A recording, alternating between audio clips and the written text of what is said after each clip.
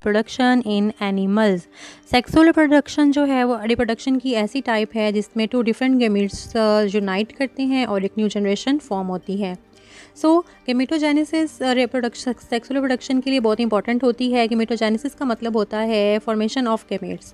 अभी जो गैमेट्स हैं आपको पता है कि स्पर्म और एग्स हैं। अब हमारी फीमेल बॉडी में जिन ऑर्गन्स में ये बनते हैं मेल और फीमेल में, उनको गोनेड्स कहा जाता है। जो मेल के गोनेड्स होते हैं उन्हें टेस्टिस कहा जाता है और जो फीमेल गोनेड्स होते हैं they are known as the ovaries. So gametogenesis में हम लोगों ने डेफिनेशन देख ली। Now we will move towards the next part और that is the spermatogenesis and oogenesis। Spermatogenesis का मतलब होता है the process in which sperms are produced in the testis. और जो oogenesis है वो ऐसा प्रोसेस होता है जिसमें फीमेल की बॉडी में ओवरीज के अंदर एग प्रोड्यूस होते हैं। सो दीज टू जो प्रोसेस हैं they are very important for the sexual reproduction in animals. जी डियर व्यूवर्स, यहाँ पर आपको एक डायग्राम नज़र आ रही है, एक पिक्टोरियल रिप्रेजेंटेशन है। इसमें जो स्पर्मेटोजेनेसिस का पूरा प्रोसेस है वो एक्सप्लेन किया गया है।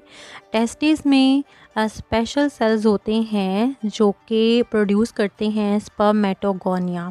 स्पर्मेटोगोनिया प्लूरल टर्म है और सिंगल स्पर्मेटोगोनियम है। स्पर्मेटोगोनियम जो है वो डिप्लॉयड होता है।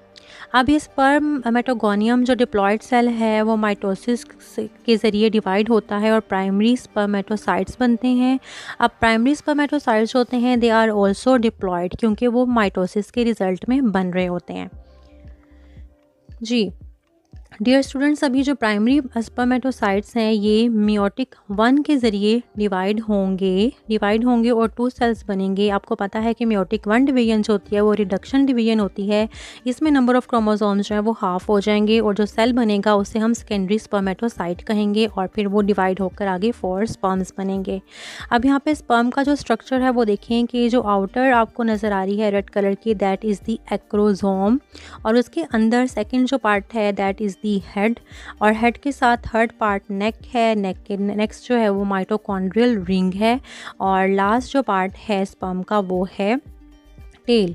यहाँ पर जो माइटोकॉन्ड्रियल रिंग है यहाँ पर एटीपीज जो है ये प्रोड्यूस हो रहे हैं क्योंकि स्पर्म जो होता है वो मोटाइल इन नेचर होता है।